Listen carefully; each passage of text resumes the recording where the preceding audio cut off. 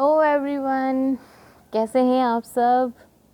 Thank you so much. सबसे पहले तो वेलकम मैं बाद में करूँगी, सबसे पहले आप सबका बहुत बहुत बहुत शुक्रिया अदा करूँगी, बंडल ऑफ थैंक्स, क्योंकि बिना कंटेंट के भी आपने मेरा चैनल सब्सक्राइब किया और मतलब इतनी डिमांड, इतना बोला कि मैम इतने मैसेजेस के पढ़ाओ, नेक्स्ट हमें टॉपिक लेके आओ मैथमेटिक्स के। तो बच्चों ने ज़्यादा मुझे बोला कि मैम जूनियर स्टैटिस्टिकल असिस्टेंट का मैथ्स करवा दो, तो मैथ्स का पोर्शन मैं आप सबके लिए लेके आई हूँ। तो welcome welcome welcome welcome, warm welcome आप सबको मेरे चैनल पे। तो thank you so much once again, तो इतना भरोसा करने के लिए। देखिए, मुझे पता नहीं मैं कैसा पढ़ाती हूँ, बट मैं दिल से पढ़ाती हूँ। आई स्वेयर मैं दिल से पढ़ाती हूँ, ताकि आप सब बच्चों को बहुत अच्छे से चीज़ें समझ में आ जाएं। मैं सिखाने से ज़्यादा ना खुद सीखने की कोशिश कर रही हूँ कि मैं किस तरीके से पढ़ाऊँ। तो मुझे ना इसीलिए आप सबका फ़ीडबैक बहुत ज़्यादा ज़रूरी है। मैं अभी पढ़ाने में मुझे इतना ज़्यादा एक्सपीरियंस नहीं है। ऑनलाइन तो मैंने बहुत कम पढ़ाया हुआ है, बाकी मैंने बच्चों के साथ, बहुत छोटे बच्चों के साथ तो मैं बहुत पढ़ाती हूँ, बहुत टाइम स्पेंड करती हूँ। उनका मुझे पता होता है कैसे पढ़ना। तो जब बड़ों के साथ थोड़ा इंटरेक्शन होती है, तो वहाँ पे हो सकता है मैं कहीं लैग कर जाऊँ या कुछ उनको चीज़ें उनके लेवल तक की ना पहुँचा पाऊँ। तो इसलिए आपका फ़ीडबैक बहुत ज़्यादा ज़रूरी है।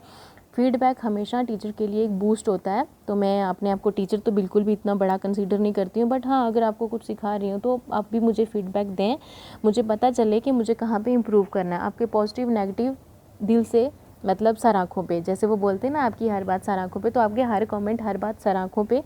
तो जेन्युइन कमेंट्स होने चाहिए, पॉजिटिव नेगेटिव अच्छे होने चाहिए, मतलब इस तरीके से कि मुझे सीखने को मिले। ओके, मुझे कहाँ इंप्रूव करना चाहिए, क्या चीज़ आपको अच्छे से समझ में आई, कहाँ से नहीं आई, तो कमेंट करना मत भूलना।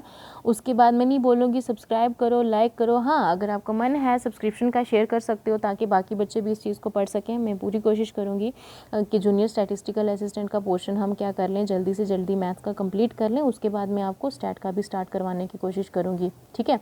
क्योंकि खुद भी पढ़ना होता है, तो इसलिए मुझे ना इतना टाइम नहीं मिल पाता है। तो मैं कोशिश करूँगी आपको जितना भी बेसिक कंसेप्ट है वो क्लियर करवाऊँ। और उसके बाद शायद मैं तेज़ तो नहीं बात कर रही यार, पता नहीं क्यों मुझे बहुत तेज़ बोलने की आदत है।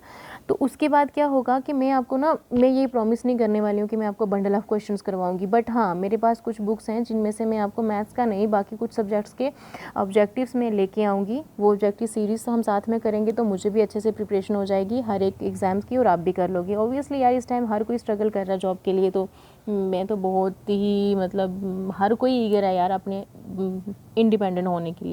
तो इसलिए दुआ यही है कि अल्लाह पाक आप सबको कामयाबियाँ दे, खुशियाँ दे, आप सब खैरियत से रहें, आपके घर वालों को खैरियत से रखे, और उनको सबको खुशियाँ मिले आप बच्चों की वजह से, ठीक है। तो चलिए स्टार्ट करते हैं हम आज अपना सिलेबस।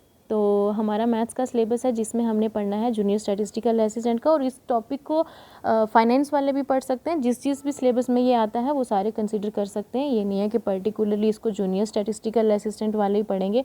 और मैं ऑनेस्टली कह सकती हूँ कि मुझे नहीं पता कि वो क्या लोग पेपर में डालेंगे। मैं सिर्फ बेसिक कंसेप्ट क्लियर करवाऊंगी। मुझे नहीं पता कि पेपर जूनियर स्टैटिस्टिकल असिस्टेंट वालों का कैसा आता है या कैसा डालते हैं। I have no experience, literally no experience. तो इसलिए आपको कुछ भी देखना होगा तो नेट से आप सर्च करके देख सकते हैं। मैं यहाँ पे सिर्फ और सिर्फ एक ही मेरा फोकस रहेगा, आपके कंसेप्ट क्लियर हो जाएँ बस। तो स्टार्ट करें। पहला टॉपिक है हमारा सेट थ्योरी का, जिसमें हमें बेसिक कंसेप्ट्स पढ़ने हैं, इनकी एप्लीकेशंस, मतलब किस तरीके से यूज़ किए जाते हैं सेट्स को, किस तरीके से रिप्रेजेंट होता है। मैट्रिसेस, डिटर्मिनेंट्स और साइमल्टेनियस लीनियर इक्वेशंस है, जिसमें ग्रामर्स हमें रूल करना है। उसके बाद एनालिटिकल ज्योमेट्री है। देखो, सिर्फ एनालिटिकल ज्योमेट्री दी हुई है, इसका मतलब ये नहीं है कि अब एनालिटिकल ज्योमेट्री पे हमने PhD करनी है। तो हर एक बच्चा क्लियर माइंड से ये सोच के बैठे कि हमें किसी भी टॉपिक पे कोई भी PhD नहीं करनी है, जस्ट बेसिक कंसेप्ट्स क्लियर करने हैं और उनके रिलेटेड पढ़ना है। दूसरा है हमारा फोर्थ जो टॉपिक है वो डिफ्रेंसिएशन है। सॉरी, बेसिक कंसेप्ट्स है, एडिशन, प्रोडक्ट रूल और चेन रूल हमने करना है। इंटीग्रेशन, रिडक्शन और सब्स्टिट्यूशन मेथड है, देन डिफरेंशियल इक्वेशन। सॉरी, ये हमारे कोई 5-6 टॉपिक्स हैं, तो जिनके रिलेटेड हमें अपना ये सिलेबस कंप्लीट, और सिर्फ ये 6 देखो, सिर्फ 15 मार्क्स के हैं, ठीक है। 6 दूने 12, 6 के साथ डबल करेंगे तो अगर 2-2 मार्क्स का भी आता है तो भी 12 मार्क्स बन जाते हैं। यार क्या हो गया ये, सॉरी। ओके, तो अब देखिए हम स्टार्ट कर रहे हैं अपना सेट बेसिक, जो भी है सेट थ्योरी का बेसिक हम करेंगे। तो पहले लेक्चर्स हमारे जो भी हो, जितना भी करवाऊंगी सिर्फ बेसिक करवाऊंगी, मैं डिटेल में कुछ नहीं पढ़ा पाऊंगी आपको। तो अगर ये आपको कम लगेगा तो फिर पता नहीं मुझे इससे ज़्यादा, क्योंकि जो भी इम्पॉर्टेंट चीज़ें हैं मैं वही करवा रही हूँ। तो देखो सेट में बेसिक के लेक्चर होंगे हमारे 1-2, तो उसके बाद देखूँगी मैं, अगर क्वेश्चन हुए मेरे पास तो मैं कहीं ना कहीं से आपके लिए वो भी लेके आ जाऊँगी। तो सेट क्या है, और इस सेट स्टार्ट करने से पहले ही मैं बता दूँ, ये जो PDF है ना, कोई भी बच्चा ना कमेंट में मत लिखना कि मैम PDF मिल सकता है क्या, मैं पहले बोल रही हूँ, किसी को PDF नहीं मिलेगा। ये सारा कच्चा चिट्ठा जो लिख रखा है ये PDF ही है, इसी को आप क्या करेंगे, कॉपी कर लेंगे अपनी नोटबुक पे जितना भी पढ़ाऊँगी। लेकिन एक रूल, मेरे पढ़ाने से पहले ना मैं 1-2 चीज़ें इंपॉर्टेंट बता दूँ, 2-3 भी हो सकती हैं, अगर ज़्यादा होगी तो फिर भी सुन लेना, इंपॉर्टेंट है। सबसे पहली बात, PDF कोई भी नहीं मांगेगा। दूसरी बात, साथ साथ में कोई भी नहीं लिखेगा। तीसरी बात ये कि हर लेक्चर मेरा 2 बार देखना ही पड़ेगा। क्यों? क्योंकि पहली बार सिर्फ आप देखोगे, दूसरी बार उसको फास्ट मोड पे करके, जहाँ पे जितना भी लिखोगे पॉज करके लिखते जाना, लेकिन दूसरी बार लिखोगे, पहली बार साथ में कोई भी नहीं लिखेगा। अदरवाइज़ आप क्या करोगे, एक बार देख लिया, मैं ये कह रही हूँ, आई स्वेयर मैं आपसे कह रही हूँ कि मैथ्स ना तो देखने से आएगा ना पढ़ने से आएगा, मैथ्स सॉल्व करने से आता है। मैथ्स का कोई भी कंसेप्ट होगा, जब तक आप पेन डाउन नहीं करोगे, अपने पेपर पे नहीं लिखोगे, वो आपको कभी नहीं समझ में आएगा। फॉर द टाइम बिंग आपको लगेगा कि हाँ भाई पढ़ लिया, आ गया, हाँ समझ में आ गया, लेकिन समझ आने के बाद आप एक बार ऑफ कर दो, उसके बाद खुद से अगर उसको रिमाइंड करोगे ना, आधे से ज़्यादा कंसेप्ट भूल चुका होगा। तो लिखने से क्या होगा कि आपको वो चीज़ लॉन्ग टर्म के लिए याद रहेगी। जब आप रिवाइज़ करने लगोगे अपनी राइटिंग का, तो वो जल्दी आपको रिवीजन हो जाएगा। तो ये आपके लिए बेनिफिट है। ओके, टाइम भी वेस्ट नहीं होगा, एनर्जी भी वेस्ट नहीं होगी, और अच्छे से चीज़ें भी समझ आ जाएंगी। तो भाषण इतना काफ़ी है आज के लिए। तो स्टार्ट करते हैं हम अपना टॉपिक, जो क्या है, सेट। अब सबसे पहले सेट की एग्जाम्पल लेने से, सेट की डेफिनेशन पे जाने से पहले मैं आपको बोल दूँ कि वेल डिफाइंड क्या होता है। वेल डिफाइंड क्या होती है कोई चीज़, अगर आप किसी को वेल डिफाइन करना चाहो तो क्या आप उसकी पूरी अच्छे से डेफिनेशन दे सकते हो, मतलब पूरे तरीके से डिफाइंड होना चाहिए, उसमें कोई भी कमी नहीं होनी चाहिए कि जो प्रॉपर्टी हम बताएं वो हर बंदा उसकी वही प्रॉपर्टी हमें बताएगी, वही क्वालिटी बताए। तो देखो, सबसे पहले हम एग्जांपल ले लेते हैं आपके ही रूम की। अब मैं तो रूम पे अभी बैठी नहीं हूँ, क्योंकि मैं टेरिस पे बैठी हूँ, तो टेरिस से मैं क्या ही एग्जांपल दूँगी आपको। तो यहाँ पे तो पानी की टैंकियाँ और बच्चों के टूटे फूटे से साइकिल्स पड़ी हुई हैं, तो और कुछ नहीं। तो सबसे पहले अपनी रूम की एग्जांपल ले लो। मैं रूम में, आपके रूम को मैं मानूँ कि वो क्या है, एक सेट है।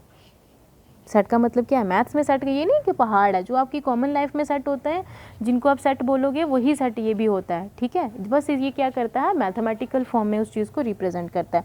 मैंने आपकी बात की रूम की, कि रूम में आपकी जो भी चीज़ें पड़ी हुई हैं, जो भी चीज़ें आपकी रूम में हैं, सिर्फ आपके रूम की हैं, आपसे ही बिलोंग कर रही हैं, तो वो क्या है, वो आपकी सारी जितने भी हैं, आपका स्टडी टेबल हो गया, आपकी बुक्स हो गई जिनको आपने कभी खोला ही नहीं है, इतनी ज़्यादा है कि सारी तो कभी पढ़ने का मौका नहीं मिला, बट कलेक्शन बहुत अच्छी है माशाल्लाह, संभाल के रखें, लेकिन कभी कभी उनको पढ़ लिया करें क्योंकि ये भी मेरा हाल भी ऐसा ही है, टेंशन ना करें।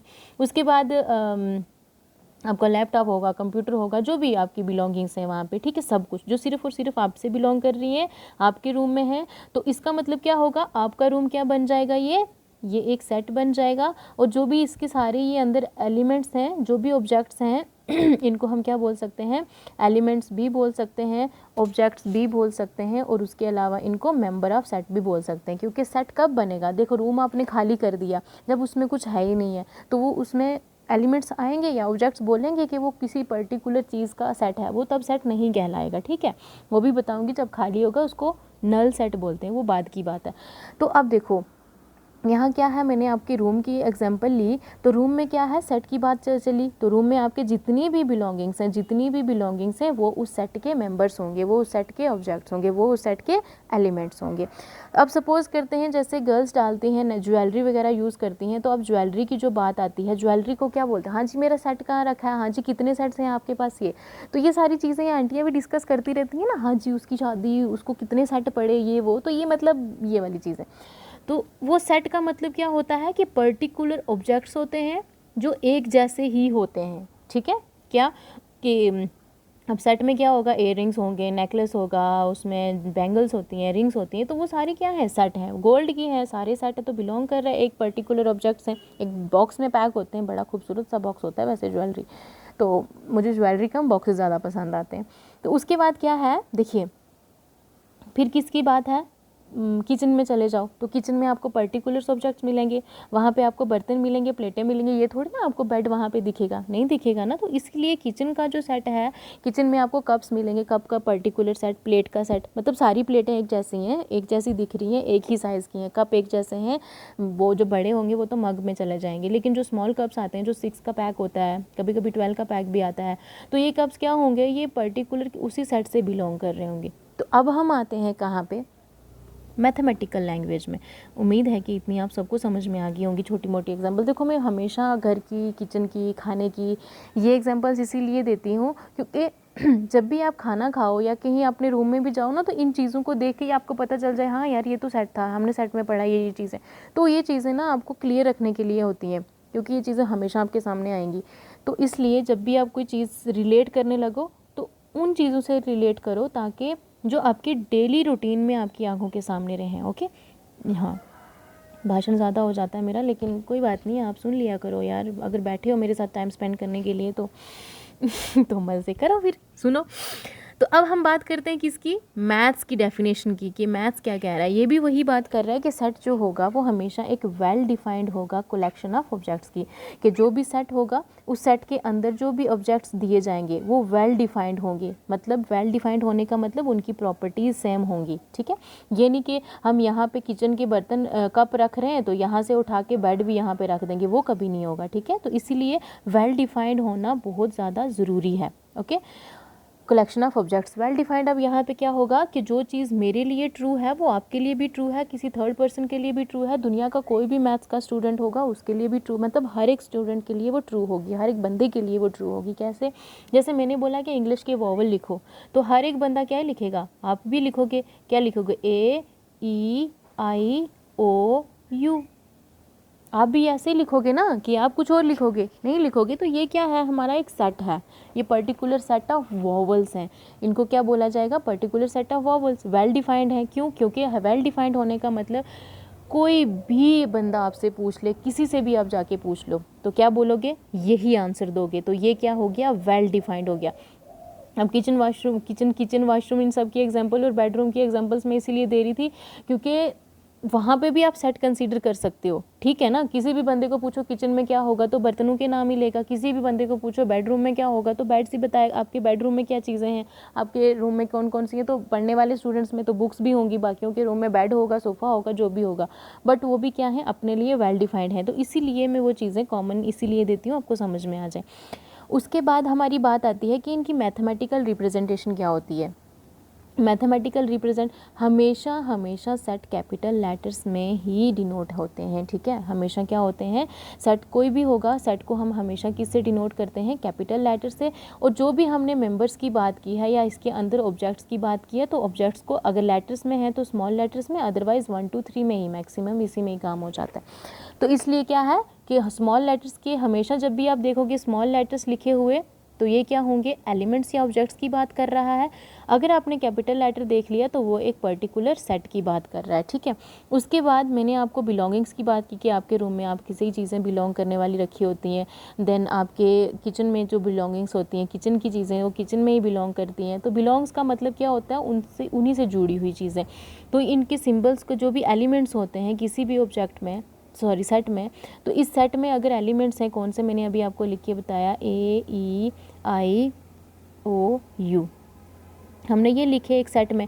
तो ये किस सेट से बिलोंग कर रहे थे, ए सेट में थे। आप कुछ भी लिखो, A B C D P Q R S, जो भी दिल करता है आप लिखो, सेट को नाम लिखो, लेकिन कैपिटल में लिखना, डिफाइन भी कर देना कि उसमें क्या क्या है। तो ये देखो ये क्या है, मेंबर्स हैं। तो अब मैं अगर ए को लिखूं कि ए जो है वो मेंबर है कैपिटल ए का, जो स्मॉल ए है ये मेंबर है कैपिटल ए का, तो ये स्मॉल मेंबर जो इसमें इसका है, तो कैसे लिखा जाएगा ये अब मैथमेटिकल फॉर्म में, कि जो है ए स्मॉल ए वो बिलोंग्स कर रहा है कैपिटल ए को।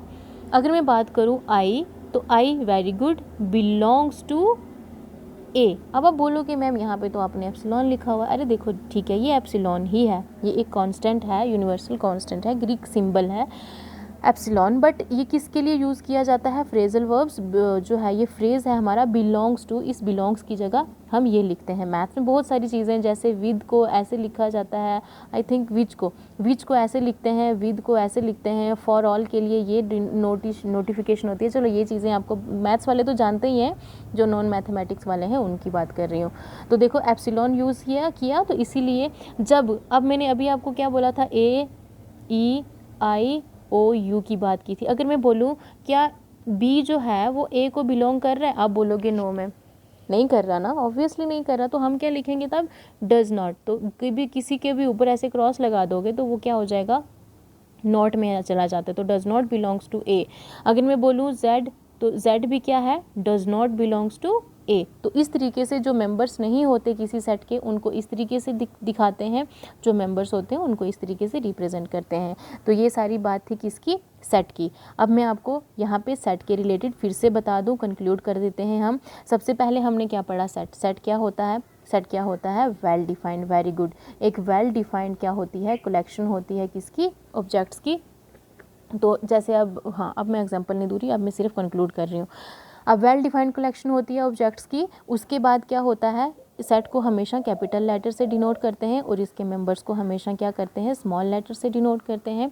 इसके अलावा जो भी मेंबर्स ए से बिलोंग करेगा तो उसको किससे रिप्रेजेंट किया जाता है, एप्सिलॉन के साथ। जो बिलोंग नहीं करेगा उसको डज नॉट इस तरीके से काट देते हैं, तो वो डज नॉट बिलोंग्स टू हो जाता है। इतना सबको समझ में आ गया, ठीक है। कुछ नहीं समझ में आएगा तो मैं फिर से एक बार रिपीट करूँगी तो पता चल जाएगा। अब हम क्या बात करते हैं, सेट देखते हैं मैथमेटिकल वर्ल्ड्स में कौन कौन से सेट्स होते हैं। अभी तो हम सिर्फ किचन की बात कर रहे थे, बेडरूम की बात कर रहे थे, अब हम किसकी बात करते हैं, मैथ्स में एक्चुअली अब सेट क्या होते हैं।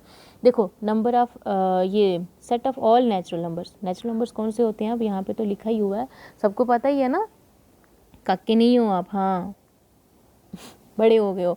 तो नेचुरल नंबर्स कौन से होते हैं, 1 2 3 4। अब इनको नेचुरली क्यों बोला जाता है, क्योंकि जब भी हम काउंटिंग स्टार्ट करते हैं तो देखो हमेशा क्या बोलते हैं, 1 2 3 4 1 2 3 4 1 2 3 4। तो काउंटिंग हमेशा कहाँ से शुरू हो जाती है, 1 2 से। कभी बोला 0 1 2 3 4, कोई है ऐसा, हाँ होते हैं कभी कभी नमूने 0 से भी स्टार्ट कर लेते हैं, लेकिन नहीं, जो भी नेचुरल नंबर्स होंगे उनको हमेशा किससे शुरू किया जाता है, 1 2 से। तो इसीलिए वो नेचुरल नंबर्स कहलाते हैं, 1 से स्टार्ट होते हैं। अब मुझे बताओ, कुछ बच्चों ने, जो मैथ्स वाले हैं मैक्सिमम, वो कभी कभी जब पढ़ते हैं तो ये लाइन लगाते हैं साथ में एन के साथ, ये लाइन लगाते हैं जेड के साथ, कभी ये लाइन लगाते हैं आर के साथ। इसका क्या मतलब है बताओगे? मैथ्स वाले तो कल मुझे मतलब कल नहीं, मतलब आज ही जब भी आप देखोगे मेरी वीडियो तो मुझे उस कमेंट में बताना कि ये आई क्या, ये सारी जो ये लाइन लगाते हैं हम इनके साथ, ये क्यों लगाई जाती है, ठीक है, तो मुझे बताना, ओके। तो चलिए उसके बाद, अरे नॉन मैथमेटिक्स वाले कंफ्यूज नहीं होना, कोई इंपॉर्टेंट नहीं है, जस्ट ये मैथमेटिक्स वाले जो है ना, इनका थोड़ा सा मैं टेस्ट ले रही हूँ कि ये लाइन क्यों लिखी जाती है। बहुत सारों को पता होगा, खैर मुझे भी पता है, लेकिन मुझे बड़ी लेट पता चला था, इसलिए मैं पूछ रही हूँ, कुछ का शायद नहीं पता हो। तो अब जेड क्या है, सेट ऑफ इंटीजर्स है। इंटीजर्स कौन से होते हैं, collection of natural numbers, positive negative, उसके बाद इंक्लूडेड ज़ीरो, ये भी बोल सकते हो। या फिर आप ये भी बोल सकते हो कि collection of all natural numbers और क्या बोलते हैं यार इनको, हाँ नेचुरल नंबर्स ही बोलेंगे ना, हाँ collection of whole numbers with negative natural numbers. हाँ दूसरा क्या बोला जाता है, collection of whole numbers with negative natural numbers. तो होल नंबर्स में फिर इंक्लूडेड ज़ीरो बोलने की ज़रूरत नहीं पड़ती। उसके बाद क्या है, रैशनल नंबर्स हैं जिनको क्यू से डिनोट करते हैं। अब क्यू से रैशनल नंबर्स को क्यों डिनोट करते हैं, ये भी आपका काम है बताना मुझे। तो इसमें q does not equals to zero, क्यों, क्योंकि किसी भी नंबर को अगर ज़ीरो से डिवाइड करोगे तो आपके पास आंसर नॉट डिफाइंड आएगा, इस चीज़ का ध्यान रखना। इसीलिए कभी भी डिनोमिनेटर में ये होता है डी डिनोमिनेटर, ये होता है न्यूमिनेटर, किसी भी डिनोमिनेटर में अगर ज़ीरो आ जाता है वो आपका नॉट डिफाइंड कहलाएगा, ठीक है। उसके बाद देखिए नेक्स्ट क्या करना है हमने, तो P और P Q की बात हमने की, तो रैशनल नंबर्स हमेशा इसी फॉर्म में होते हैं, और P और Q हमेशा क्या होंगे आपके पास, इंटीजर्स होते हैं। इंटीजर्स मैंने अभी आपको ऊपर डेफिनेशन बताई है क्या होते हैं इंटीजर्स, और Q not equals to zero. उसके बाद सेट ऑफ रियल नंबर्स होगा। रियल नंबर्स कौन से होते हैं, अभी तक जितने भी हमने नंबर्स पढ़े वो भी रियल नंबर्स में ही आते हैं। कोई भी नंबर लाइन हमने अगर ड्रा की, ये इंटीजर लाइन जिसको बोला जाता है 1 2, ये -1 -2 -3 अप टू सो ऑन, ठीक है। ये जो बीच में गैप आते हैं ना, इनमें क्या होता है, कुछ पता है आपको आखिर ये गैप क्यों होते हैं? क्योंकि इनके बीच में ना और भी इनफाइनाइट नंबर्स होते हैं, इनफाइनाइट नंबर्स, बहुत ज़्यादा नंबर्स होते हैं। तो अगर इनको हम जूम करते जाएंगे तो इनके बीच में कुछ रूट्स की वैल्यूज़ भी आती हैं, ठीक है, कुछ वैल्यूज़ यहाँ पे पॉइंट की भी आती हैं। ओके, इस तरीके से जो भी नंबर्स आएंगे वो सारे क्या कहलाते हैं, इनमें P/Q की वैल्यूज़ भी आती हैं। तो सारे नंबर्स जो होते हैं वो उनको हम क्या कह लेते हैं, रियल नंबर्स। तो उनका ये सारे नंबर्स जो हैं ये वेल डिफाइंड हैं। क्यों? क्योंकि आप यूनिवर्स में कहीं पे भी चले जाओ ना, यार ये खिसक जाती हैं पेजेस को, यानी नेक्स्ट टाइम अच्छे से इनको सेट करना पड़ेगा। तो अब क्या है, यूनिवर्स में कहीं पे भी जाओ, किसी भी स्कूल में किसी भी स्टूडेंट से पूछो, वो रियल नंबर की यही डेफिनेशन देगा, आपको रैशनल नंबर की यही डेफिनेशन देगा। किसी भी चीज़ को पूछोगे वेल डिफाइंड जो सेट होंगे तो वो आपको यही डेफिनेशन मिलेगी। चलिए अब हम एक छोटा सा क्वेश्चन करके देखते हैं। हाँ जी बिल्कुल, क्वेश्चन है कि set of all even numbers, even और ऑड नंबर्स के भी सेट होते हैं, वो भी आपको पता होना चाहिए। प्राइम नंबर्स कौन से होते हैं, ट्विन प्राइम कौन से होते हैं, उसके बाद कंपोजिट नंबर कौन से होते हैं, इमेजनरी कौन से होते हैं, रियल कौन से होते हैं। मैथ्स वालों को तो मैक्सिमम वालों को पता ही होना चाहिए ये, बट ये जो बाकी हैं उनको परेशान होने की ज़रूरत नहीं है, ये इवन ऑड और प्राइम तक ही काफ़ी है, बाकी ये आपको कुछ नहीं इतना पूछा जाएगा। तो 1749 मेंबर्स जो हैं वो किसी सेट के हैं या नहीं, कौन से सेट के, ये वाला सेट। ये सेट क्या कह रहा है कि जितने भी इवन नंबर्स हैं, ए है उसमें सारे के सारे क्या हैं, इवन नंबर्स। इवन नंबर्स अब कौन से होते हैं, 2, 4, 6, 8, 10, 12 अप टू सो ऑन। इन्होंने क्या बोला, आल। अब आल तो हमें पता नहीं है जी, अगर आप में से किसी को पता है तो प्लीज़ मुझे बता दें। तो ये भी कितने होते हैं, ये भी इन्फिनिटी तक होते हैं। तो इवन नंबर्स ने क्या बोला कि ये सारे इवन नंबर्स हैं, सेट जो है वो हमारे इवन नंबर्स हैं। तो उसमें से बताओ कि क्या ये जो हैं, ये जो मेंबर्स दिए हुए हैं 3, 4, क्या ये मेंबर इस सेट के हैं या नहीं। तो मैंने मेंबर्स क्या बोला था, जो उस सेट के अंदर आए उनकी प्रॉपर्टीज़ एक जैसी होनी चाहिए। तो देखो 1 जो है वो नहीं है, क्यों, क्योंकि यहाँ पे इवन नंबर नहीं है। 1 क्या है, हमारा ऑड नंबर है। ऑड नंबर पूछा होता तो हम डेफिनेटली बता देते। 7 भी नहीं है। 4 है, क्यों, क्योंकि 4 हमारे सेट में है, तो इसीलिए सिर्फ और सिर्फ कौन सा है, 9 भी नहीं है। 4 ही जो है वो बिलोंग कर रहा है ए को, बाकी ना तो 1, उसके बाद ना तो 7, ना ही 9 डज नॉट बिलोंग्स टू ए। ये सारे जो हैं वो हमारे ए को बिलोंग नहीं करते हैं। इसी तरीके से आप भी अपनी एग्जाम्पल 1-2 लेके बता सकते हो, बट इसमें इतना टाइम वेस्ट करने की ज़रूरत नहीं है।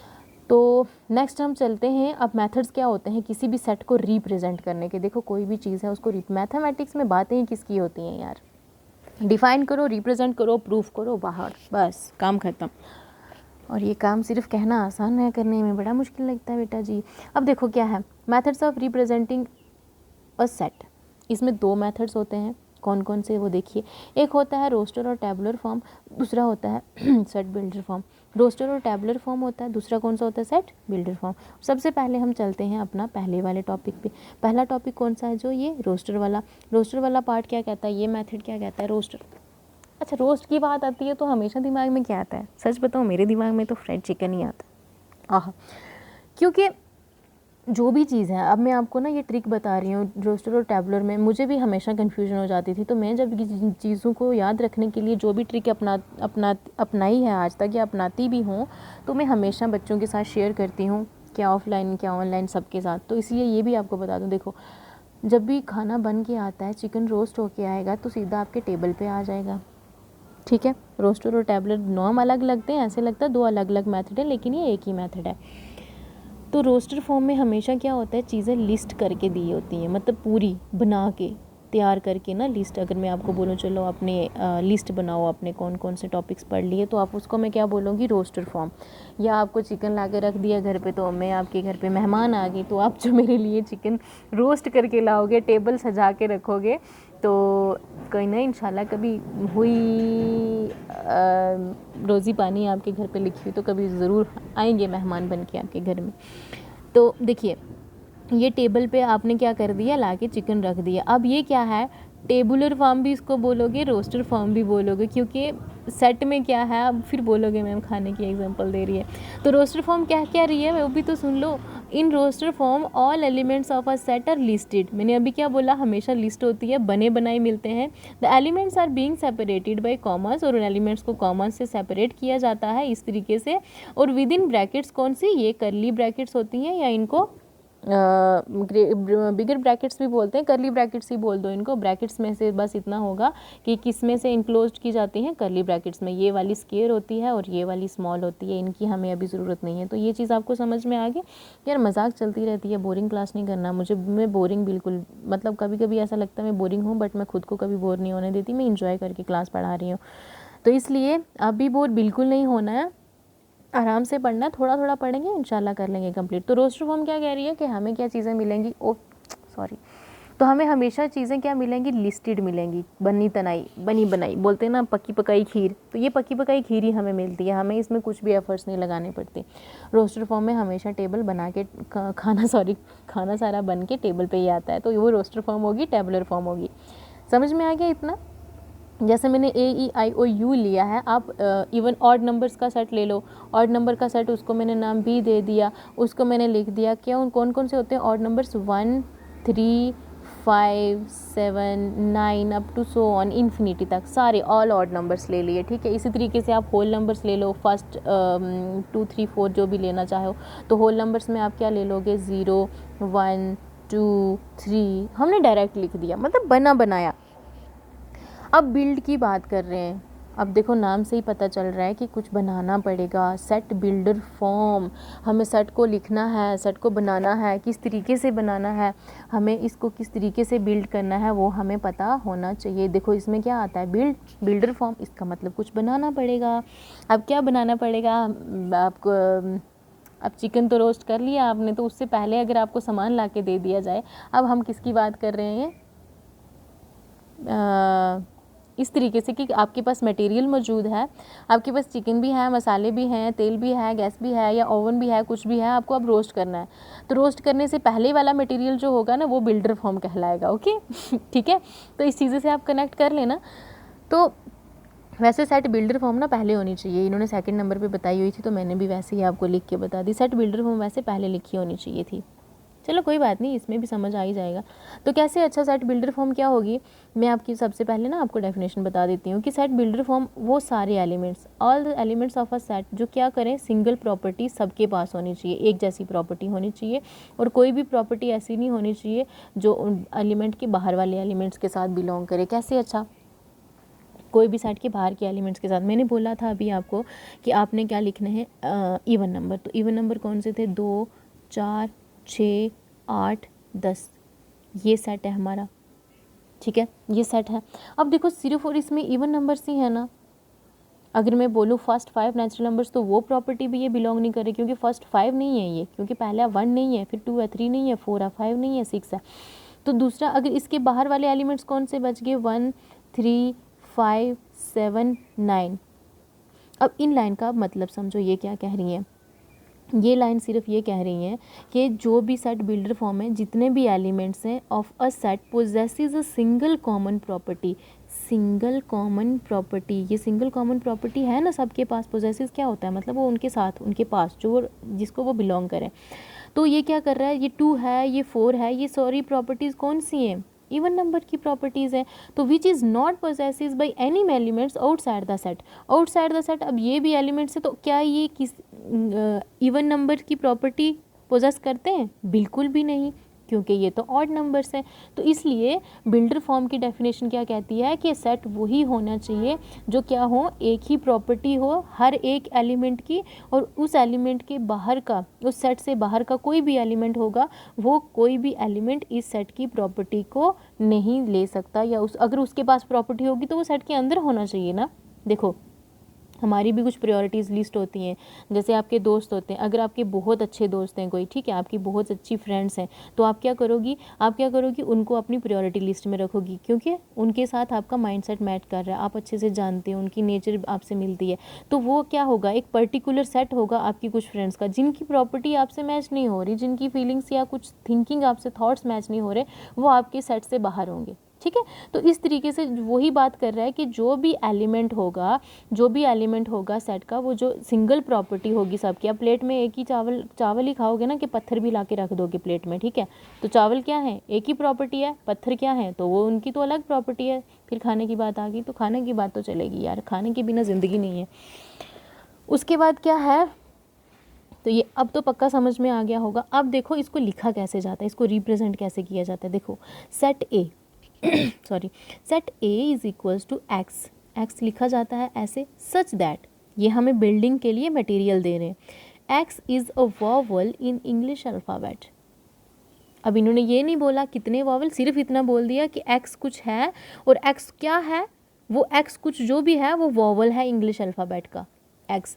अब एक ही वॉवल थोड़ी लिखना है, मतलब वॉवल की बात हुई है, तो अब सेट को हमने लास्ट में रोस्टर फॉर्म में ही देना है। तो रोस्टर फॉर्म में देने के लिए हमें कैसे लिखना पड़ेगा, वॉवल की बात है तो ए ई आई ओ यू, क्योंकि इन्होंने बोला था वॉवल की बात है, तो इसका मतलब अब ये सारे क्या हैं, ये अब किसको बिलोंग कर रहे हैं, ए को या फिर एक्स, ऐसे हम लिख सकते हैं।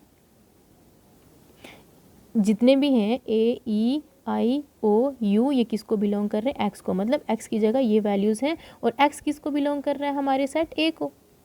ये सेट बिल्डर फॉर्म होती है। ओके, तो अच्छे से आपको समझ में आई है सेट बिल्डर फॉर्म। एक और एग्जांपल ले लेते हैं। कभी कभी ना एक्स के अलावा दो वैल्यूज़ भी दे देते हैं, कैसे कि एक कोई हमारे पास सेट है बी, अरे यार एक सेकेंड रुको, देखो अब कोई सेट है हमारे पास बी, जो उन्होंने क्या बोल दिया कि उसमें वैल्यूज़ कुछ इस तरीके से लिखो, एक्स और वाई हैं, ठीक है, दो एलिमेंट हैं, सच दैट, अब क्या है कि एक्स प्लस वाई करके क्या आना चाहिए 8, कोई भी कंडीशन कुछ भी आना, एक्स प्लस वाई करके 8 आए 9 आए 10 आए कुछ भी, तो सच दैट अब क्या होना चाहिए 8, और क्या होना चाहिए उसके बाद एक्स वाई जो है ये क्या होने चाहिए, बिलोंग्स टू नेचुरल नंबर। कुछ इस तरीके की कंडीशन दे देते हैं कि आपने क्या करना है, सिर्फ नेचुरल नंबर्स उठाने हैं और एक्स वाई में वैल्यूज़ पुट करो, तो आंसर क्या आना चाहिए 8। समझ में आया इतना। तो देखो अब इसको किस तरीके से सेट बिल्ड रोस्टर में लेके जाएंगे। अब इसको रोस्ट कैसे करेंगे, ये बिल्डर फॉर्म दे दी ना, मतलब बिल्ड करने के लिए फॉर्म बता दी। तो एक्स प्लस 8, देखो अगर यहाँ से हम चीज़ें ले लें तो 2 + 6 कितना होता है 8, इसी का इन्वर्स कर लें तो 6 + 2 ये भी क्या होता है 8। तो इसको लिखेंगे कैसे, पहली वैल्यू हमेशा x की होती है, आपको पता होना चाहिए। दूसरी वैल्यू किसकी होती है, y की। दूसरी वैल्यू किसकी होती है, y की। यहाँ पे भी पहली वैल्यू किसकी है, सॉरी हाँ x की और y की, तो यहाँ पे वैल्यूज़ लिखनी है। तो पहली क्या है 2 x है, और 6 क्या है y, मैं फिर से y लिखने लगी थी। समझ में आया। इसका मतलब अब इसका इन्वर्स भी 8 ही देगा। 6 और 2 भी 8 देता है, 5 और 3 भी 8 देता है, 3 और 5 भी 8 देता है, 7 1 भी 8 देगा, 1 7 भी 8 देगा। उसके बाद कौन सा रहेगा, 4 और 4 भी 8 देगा। देख लेना अगर इसके अलावा कुछ बचता है तो, मुझे लगता नहीं इसके अलावा और कौन सा 8 देगा। बस इतने हो गए। अब देखो क्योंकि 0 तो हम लिख नहीं सकते, 0 + 8 तो भी 8 ही आता है, लेकिन उसने क्या बोला है, देखो कंडीशन 0 + 8 करेंगे तो भी 8 आता है, 8 + 0 करेंगे तो भी 8 आता है। ये कौन सी प्रॉपर्टी होती है, एडिटिव आइडेंटिटी वाली है ना। तो देखो ये तो नहीं कर सकेंगे ना हम, क्योंकि यहाँ पे नेचुरल नंबर्स की बात किया। अगर होल नंबर्स की बात होती तो हम 0 के साथ भी लिखते। तो इसलिए ये कंडीशंस आपको अच्छे से समझ में आनी चाहिए कि कोई भी x के बाद जो वैल्यू दी होगी, x सच दैट या x y सच दैट लिखा होगा, तो इसका मतलब वो आपके पास कंडीशन है। उसी कंडीशन के बेस पे आपने क्या करना है, अपना बिल्डर फॉर्म में रोस्टर फॉर्म में उसको लिखना है। तो अब एंड में हम रोस्टर फॉर्म में इसको किस तरीके से लिखेंगे, तो रोस्टर फॉर्म में लिखने के लिए मैं ये मिटा रही हूँ। अब तो देखो रोस्टर फॉर्म में लिखने के लिए मैं क्या करूँगी, मेरा पास ये क्या आ गया, अब set B is equals to roster form में अब इसको रिप्रेजेंट करते हैं। तो रोस्टर फॉर्म में हमने सबसे पहले कौन सा लिखा था 2 और 6, फिर कौन सा लिखा था 6 और 2, फिर कौन सी लिखी थी 5 और 3, फिर कौन सा लिखा 3। लिखने का कोई यहाँ पे इशू नहीं है, आप जैसे मर्जी लिख सकते हो, आगे पीछे चल सकता है, बट कंडीशन सेटिस्फाई होनी चाहिए। उसके बाद कौन सा है 7 1, फिर कौन सा है 1 7, फिर कौन सा है 4 और 4, ये था। तो ये क्लोज हो गया, ये हमारे पास कंप्लीट हो गया सेट बिल्डर फॉर्म तक। इतना समझ में आ गया सबको, होप कि सब कुछ अच्छे से समझ में आ गया होगा। यहाँ पे कंक्लूड कर लेती हूँ। एक बार फिर से मैं आपको बता देती हूँ कि हमने अभी तक क्या क्या पढ़ा, क्योंकि इससे ज़्यादा लंबा नहीं पढ़ा पाऊँगी, बता नहीं सकती हूँ। कितनी बार इसकी रिकॉर्डिंग पॉज हो चुकी है, बंद हो चुकी है, तो मुझे कितनी बार ये स्टार्ट करना पड़ा। तो इसलिए इससे पहले ये फिर से स्टॉप हो जाए, हम अपना कंक्लूड कर लेते हैं हमने क्या क्या देखा अभी तक, क्या क्या पढ़ लिया। तो सबसे पहले हमने पढ़ा सेट। सेट क्या होता है? वेल डिफाइंड कलेक्शन होती है, वेल डिफाइंड कलेक्शन होती है ऑब्जेक्ट्स की। उसके बाद इसको हमेशा सेट को कैपिटल लेटर से डिनोट करते हैं, और इसके जितने भी मेंबर्स होते हैं, मेंबर्स को हम स्मॉल लेटर से डिनोट करते हैं। देन इसको रिप्रेजेंट करने, फिर तो हमने सेट्स पढ़े कौन कौन से वेल डिफाइंड सेट होते हैं, नेचुरल नंबर होते हैं हमारे पास, हमने होल नंबर देखे, हमने रैशनल देखे, रियल देखे, ये सारे क्या होते हैं? वेल डिफाइंड सेट होते हैं मैथमेटिकल वर्ल्ड में। हाँ जी। उसके बाद हम देखते हैं कि इसको रिप्रेजेंट करने के कौन से तरीके होते हैं। तो एक हमने पढ़ा रोस्टर फॉर्म, या फिर आप उसको टेबुलर फॉर्म भी बोल सकते हैं। रोस्टर फॉर्म और टेबुलर फॉर्म में रिप्रेजेंट करते हैं। रोस्टर फॉर्म का मतलब क्या होता है कि उसमें हम एक लिस्ट बनी हुई होती है, लिस्ट ही बनाते हैं, डायरेक्ट लिस्ट दे देते हैं, ठीक है। लिस्ट में हम नाम रिप्रेजेंट कर देते हैं जो भी बोला होता है। लेकिन बिल्डर फॉर्म में क्या होता है? दूसरी फॉर्म कौन सी थी हमारे पास? Set builder form. उस बिल्डर में हमें कुछ कंडीशंस दे देंगे, हम उस कंडीशन के बेस पे अपने रोस्टर फॉर्म में चीज़ें बना के रिप्रेजेंट करेंगे। तो इतना था हमारा आज का ये थोड़ा सा बेसिक। तो उम्मीद है कि आप सबको समझ में आ गया होगा। जो चीज़ें समझ में नहीं आई हैं, जो आपको पता नहीं चला, वो क्या कर लेना, आप मुझे कमेंट कर देना, उतने टाइम पे मैं बता दूंगी आपको। तो प्लीज़ अपना फीडबैक ज़रूर देना, वरना अगला लेक्चर नहीं आएगा। फिर याद रख लेना, मैं सिलेबस नहीं कंप्लीट करवाऊंगी। आपकी ना फीडबैक से मुझे बूस्ट मिलेगा और कुछ नहीं। अच्छा, एक यार पॉजिटिव माइंडसेट होगा तो ऑलवेज़ मज़ा आएगा। और जजमेंटल मत होना किसी भी चीज़ को लेके, जजमेंटल नहीं होना कभी ज़िंदगी में। मैं ये नहीं कह रही कि यहाँ पढ़ाई के मसले में आप किसी भी चीज़ में जजमेंटल नहीं हुआ करना। कोई भी चीज़ हो ना, उस चीज़ को ऑब्जर्व करो, उसको सीखो। अगर आप पहले ही किसी चीज़ के लिए जजमेंटल, अगर सपोज़ करो मैं आपको सेट पढ़ा रही हूँ, आप सेट से पहले ही आपने इसको जज करना शुरू कर लिया, ओहो सेट की बात है, पता नहीं कैसा है ये वो, तो आप जजमेंटल बन रही हो, ठीक है। उस चीज़ को जज कर रही हो बिना जाने, बिना पहचाने, उसको पढ़े, उसके बारे में जाने। तो इसलिए अपनी लाइफ से ना ये जजमेंटल वाला लफ्ज़ ना, उसको एग्जिट कर दोगे ना, लाइफ बहुत मस्त गुजरेगी। तो इसीलिए मुझे भी वैसे ही लोग पसंद हैं जो जजमेंटल नहीं होते हैं। तो आप भी वैसे ही बन जाओ। मेरे फेवरेट स्टूडेंट्स तो हो ही आप सारे, मैक्सिमम तो मेरे अपने ही स्टूडेंट्स हैं यहाँ पे। तो जो नए हैं, कुछ ऐसे भी हैं शायद जिनको मैं नहीं भी जानती होंगी, तो अपना भी तारुफ करवा देना कि कौन कौन कहाँ से हैं मेरे साथ जुड़े हुए, तो मुझे मज़ा आएगा पढ़ाने में। Thank you all, thank you so much, thanks for your support, ठीक है। तो आज अपना इतना ही ख़त्म करते हैं, मिलेंगे नेक्स्ट अपने टॉपिक के लिए। इसी के आगे हम कंटिन्यू करेंगे इंशाल्लाह। जल्दी ही आऊँगी, कल ही आ जाऊँगी, नेक्स्ट टॉपिक हमारा कल ही आ जाएगा, बना दूँगी मैं। ये टॉपिक हम जल्दी से कंप्लीट करके सिलेबस भी जल्दी कंप्लीट हो जाएगा इंशाल्लाह। क्योंकि टाइम इसलिए लगता है क्योंकि मेरे पास मटेरियल नहीं होता particularly examination point of view से। ऐसे तो बेशुमार बुक्स पढ़ी हैं, बट उनमें से कितना चुनना है, कितना पढ़ाना है, वो भी मैटर करता है। तो कोई ना, इंशाल्लाह करेंगे कोशिश कि आपकी जो डिमांड है वो फुलफ़िल हो जाए। डिमांड सप्लाई है ना, तो जितनी डिमांड होगी उतनी सप्लाई भी होगी, जितनी अच्छी डिमांड होगी उतना अच्छा सप्लाई भी होगा। तो इसलिए ध्यान रखें, अपना ख्याल रखें, अपनों का ख्याल रखें, और प्लीज़ मुझे तो दुआओं में ज़रूर याद रखें। अल्लाह हाफिज़।